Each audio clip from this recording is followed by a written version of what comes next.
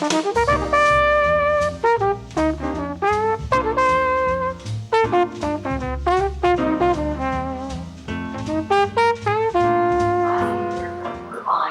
and came off the 91 onto the 71, I looked over to my right and I could not believe that was a forest. And you probably see it all the time. I've never seen it before. They're green, deciduous trees.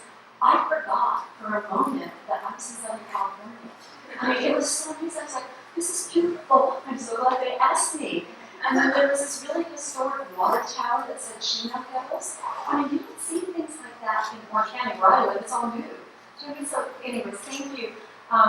So I got to explore something new and see something new, and I hope that you'll see something new in the passage that we're going to talk about today.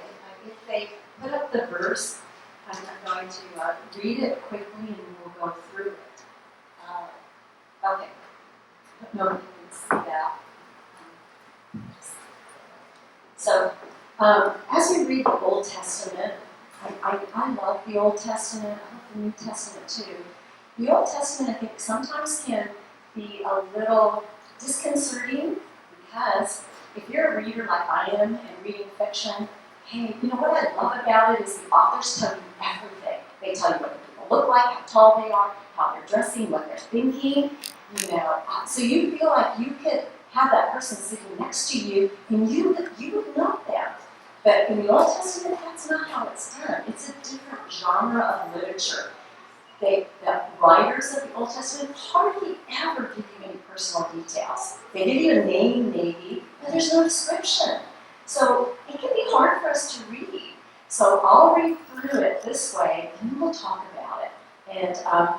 And it requires that you be careful listening to each word. So don't be disconcerted by the names. We're going to go through this. But I just wanted to throw that out, because if you're like me, I mean, I like modern authors. I don't want to know everything. You know, I want to know what that person's thinking so I can figure out the story.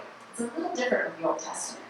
So let's start. This is in Ruth. It's verses 1 through, I think, 11, and then we go from 14 to 18 if you want to look on your, I love this, iPhones. A lot of our members, they're always on their iPhones. My font's not big enough, so I can't see without my reading glasses, so I don't do that. If you look at your iPhones or Bibles, I'll read it off the screen. So we're in the book of Ruth, which follows the book of Judges. In the days when the judges ruled, there was a famine in the land, and a man from Bethlehem in Judah, together with his wife and 2 sons, went to live for a while in the country of Moab. We can go on to the next one. The man's name was Elimelech, his wife's name Naomi, and the names of his 2 sons were Mahlon and Chilion. They were Ephrathites from Bethlehem, Judah, and they went to Moab and lived there. Now Elimelech, Naomi's husband, died, and she was left with her 2 sons. They married Moabite women, one named Orpah and the other Ruth, and after they had lived there about 10 years, both Mahlon and Chilion also died, and Naomi was left without her 2 sons and her husband. When she heard in Moab that the Lord had come to the aid of his people by providing food for them, Naomi and her daughters-in-law prepared to return home from there. With her 2 daughters-in-law, she left the place where she had been living and set out on the road that would take them back to the land of Judah. Then Naomi said to her 2 daughters-in-law, "Go back, each of you, to your mother's home. May the Lord show kindness to you as you have shown to your dead and to me. May the Lord grant that each of you will find rest in the home of another husband." And then she kissed them, and they wept out loud. And said to her, "We will go back to your people." She said to her, "We will go back to your people." Oops, I think we missed something. Oh, that's Ruth 1:10. Okay, let's go on. But Naomi said, "Return home, my daughters. Why would you come with me? Am I going to have any more sons who could become your husbands? Return home, my daughters. I'm too old to have another husband. And even if I thought there was still hope for me, even if I had a husband tonight, and then gave birth to sons, would you wait until they grew up? Would you remain unmarried to them? No, my daughters, it is more bitter for me than for you, because the Lord's hand has gone out against me." And I think if we go to, at this they wept again, and then Orpah kissed her mother-in-law goodbye, but Ruth clung to her. "Look," said Naomi, "your sister-in-law is going back to her people and her gods. Go back with her." But Ruth replied, and I love these words. These are some of my favorite. "Don't urge me to leave you, to turn back from you. Where you go, I will go, and where you stay, I will stay. Your people will be my people, and your God, my God. Where you die, I will die, and there I will be buried. May the Lord deal with me, be it ever so severely, if anything but death separates you and me." When Naomi realized that Ruth was determined to go with her, she stopped urging her. That's the end of the passage. So I think the first, let's kind of go through this just a little bit. The very first sentence that we read, gives us a lot of information. It says, it starts out in the time of the judges. Well, in the 21st century, when I think of a judge, I think of somebody with a black robe, sitting up at a high table and hitting his gavel, and everybody has to stand up when he comes in and sit down, and he says, "Sit down."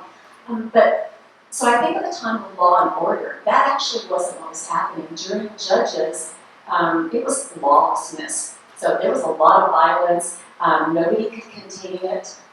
The judges were actually military heroes. So this was not a good time. It was not a time of law and order. So then we read, interestingly enough, that there's a famine in Bethlehem.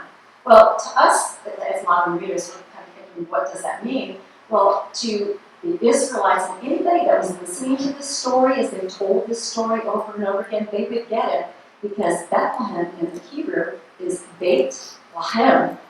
And Jonah knows this. It means literally house of bread. So Bethlehem was the area that produced a lot of grain for the whole nation of Israel, for Judah. Just like our Midwest, we grow all our wheat in the Midwest. They have very fertile soils, and that wheat is sold all over the United States to make bread. In the Central Valley here in California, we produce fruits and vegetables that feeds California and the rest of the nation. Bethlehem was very big at producing bread. So for Israelites who were in the promised land, remember it was the land of milk and honey, to have to leave Bethlehem and go to Moab, that's a pagan country. Something's a little bit off. It's kind of unexpected. It's a little bit of a twist. So already our ears as listeners to this old story, we should be thinking, what's going on there? This is interesting. So now remember, the story writer, the author of this, doesn't tell us anything. He gives us the name of the man. The man's name is Elimelech. Well, in Hebrew, that means God is king. So we think, if God is king and that's his name, he must be a faithful Hebrew. He's a faithful Israelite. He believes in the God of Abraham, Isaac, and Jacob. His wife's name is Naomi, and that means pleasant. And they have 2 boys. And they're having to leave their country, where they live, where their family is, because of economic circumstances. I don't know if any of you can relate. If any of you had to move to a different city or to take a new job. My grandmother came to this country from Ireland when she was 16. She came by herself on a boat. This is at the turn of the century, so you had to go by boat because of religious persecution. On the other side, on my mother's side, they were farmers and they couldn't eke out an existence. So my grandfather heard there was land in Canada and they were going to give it to you, 640 acres. That's huge. Have you ever walked an acre? It's a long way to walk an acre. 640 acres for free. You just had to homestead it. So my mother was only 5 years old. She didn't speak English. She spoke Polish. They came on a boat because of economic circumstances. It wasn't a famine, but it was similar. And then my mother ended up here in America when she met my dad. This is kind of a common story. Things happen, the economy's bad, you can't make a living, you have to move somewhere else. But the Bible tells us that they went to sojourn there. So in the Hebrew, sojourn means they never intended to stay there for a long time.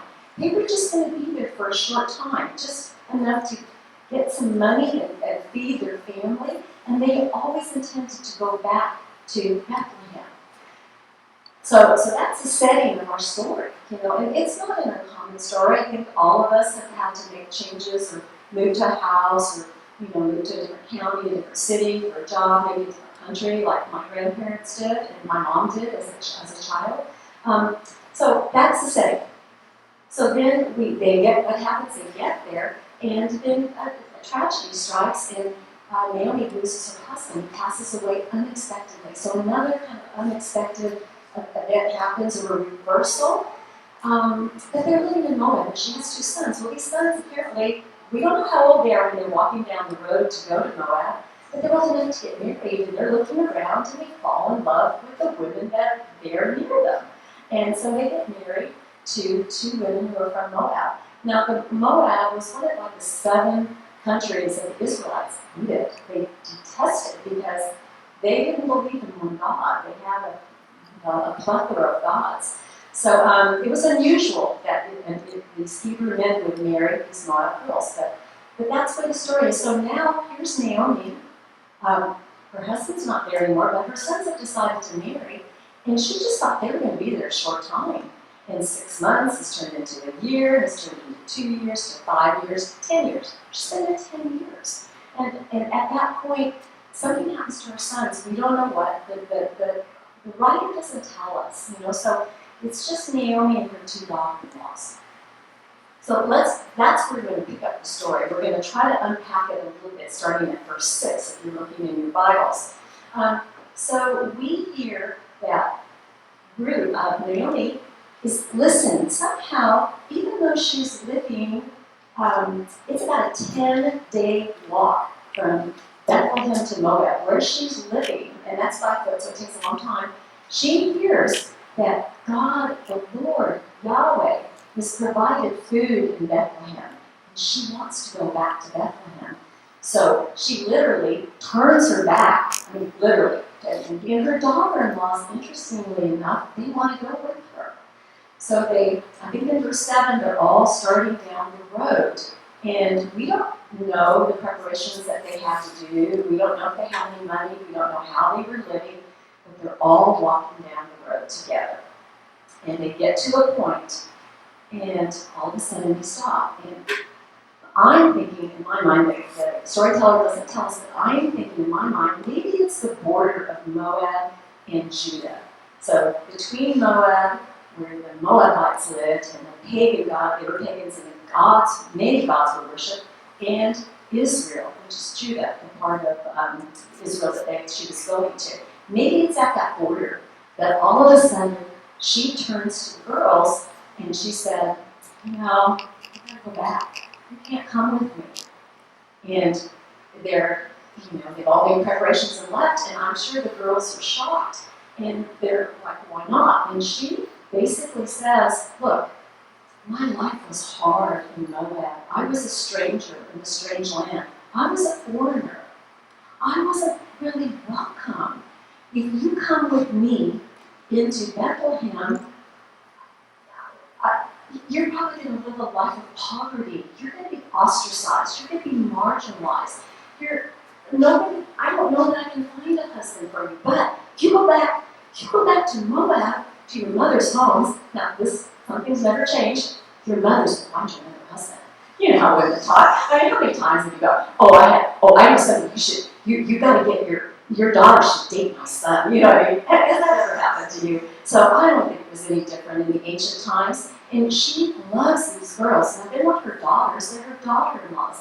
But in Hebrew, that word can be translated bride daughters. So it's not like now when we talk about in-laws in a bad way.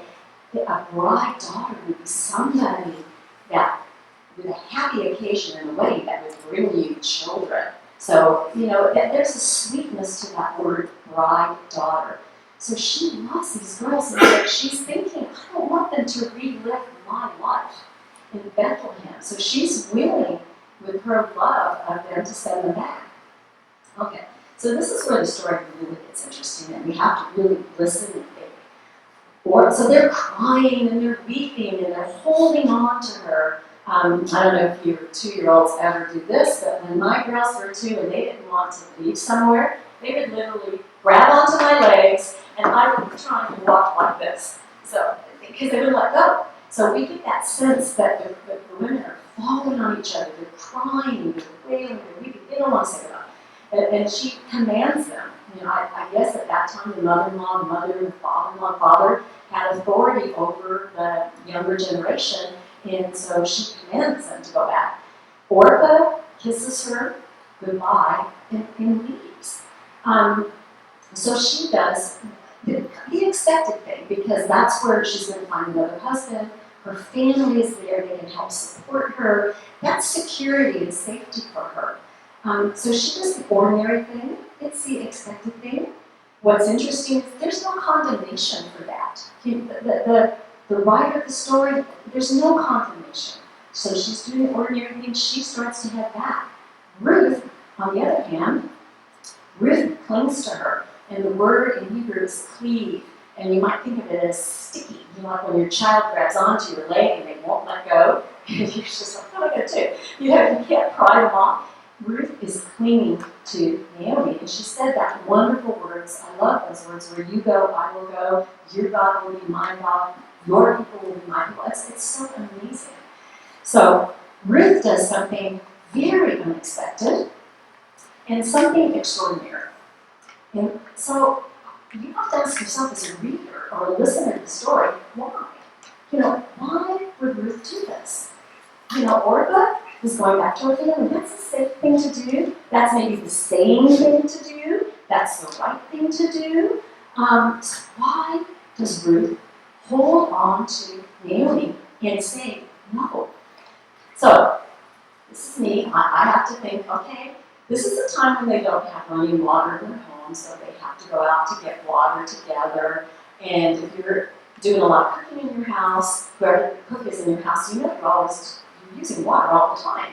So there's a lot of work that's being done. The women are doing it. They're doing the laundry. They're making food. They're cleaning up. I don't know what they drank back then. Now we drink tea and coffee, so you can think about them sitting around the table, drinking their tea or coffee, whatever that was at that time.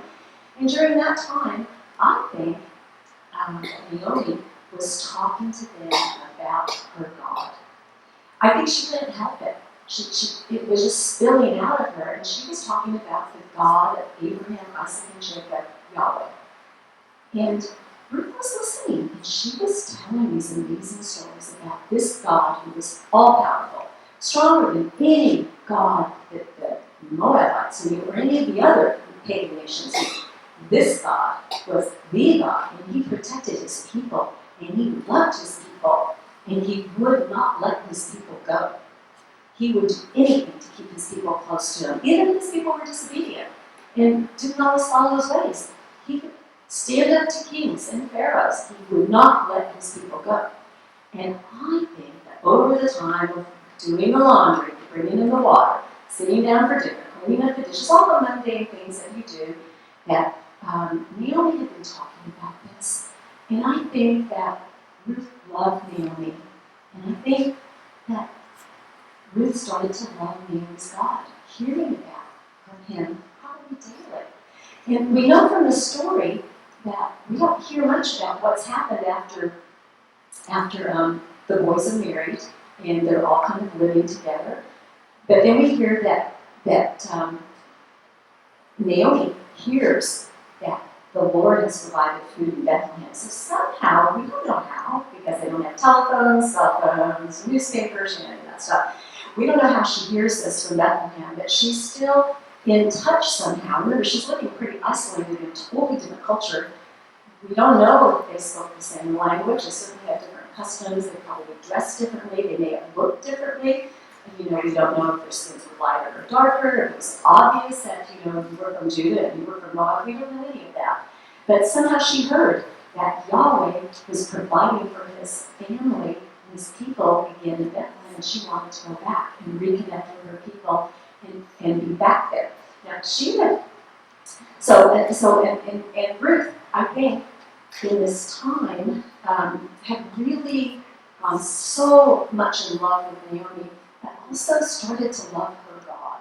And we don't know how fully she knew about Yahweh, but it was enough to have her make an extraordinary decision to forsake safety, security, her family, her identity, her culture, her customs, things that were familiar to her, and to undertake a dangerous journey So now, these are women walking along. Remember, there are no men with them.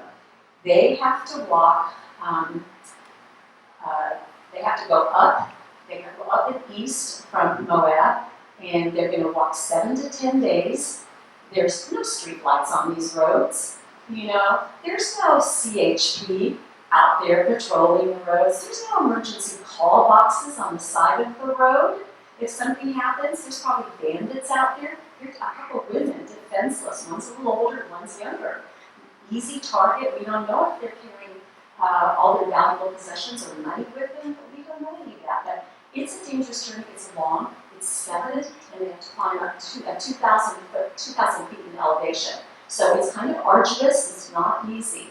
But Ruth agrees to go. So I think as we hear her say these words, your God will be my God, and think about how powerful that is, I want you to think about the power of story, of your story, and God living within you, and how that can just naturally spill out in just normal, ordinary, mundane situations, you know, getting the food on the table, washing the dishes, talking with the people closest to you.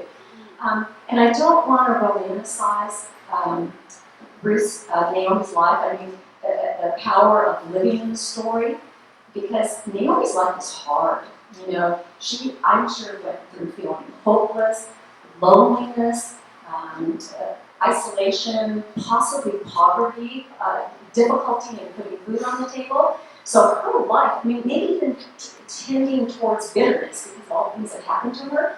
So her life had a lot of dark, hard edges in it and broken glass. I mean, a lot of broken glass. Her dreams had been shattered. She never thought she would be there that long. She missed her family. She missed God and the customs she was used to, maybe even the food. I don't know. So there is such great power in the story. And I think that Ruth heard and saw Naomi and saw and felt what she believed in. Because what you believe in here, not just here, but in here and in your heart, that's how you act. And she saw Naomi act in such a way, in a loving way, and this faithfulness to this God who's so powerful. It struck something in her, and she kind of wanted that. She didn't want Naomi to leave. She wanted to be with Naomi.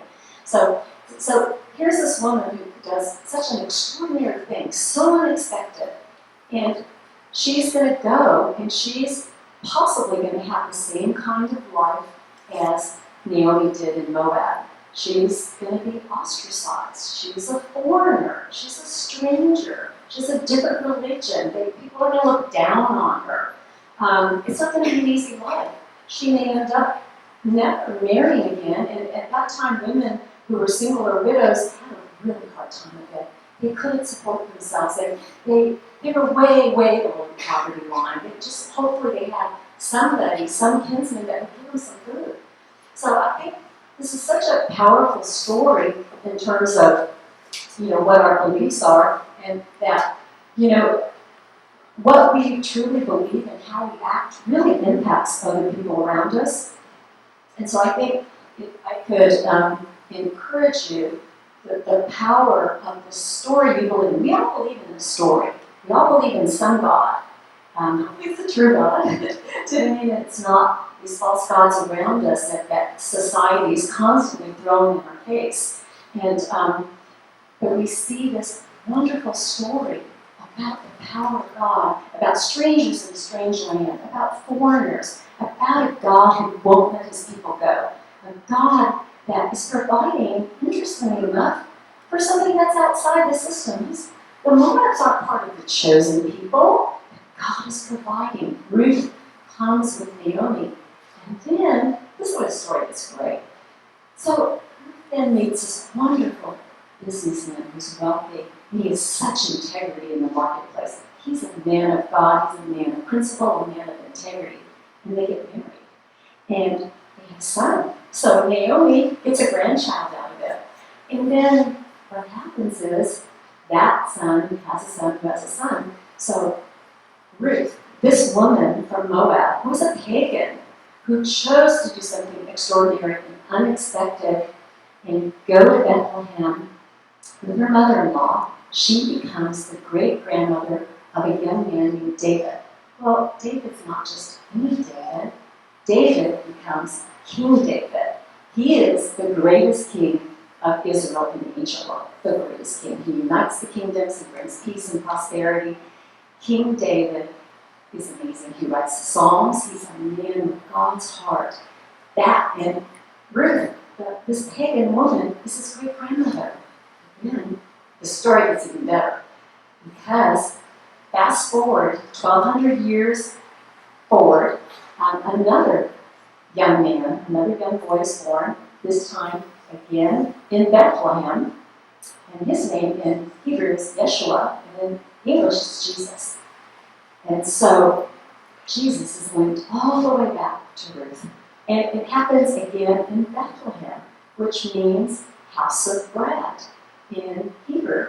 And as Jesus lives and through his ministry and his preaching, he says, I am the bread of life. So we see this imagery of food and sustenance and famine and people having to move and leave their country and family because of hardship, economic problems, and then coming back to the bread capital of Judah and Israel when it was united, and King David unites it, and then Jesus being born in Bethlehem, and then Jesus saying, I am the bread of life.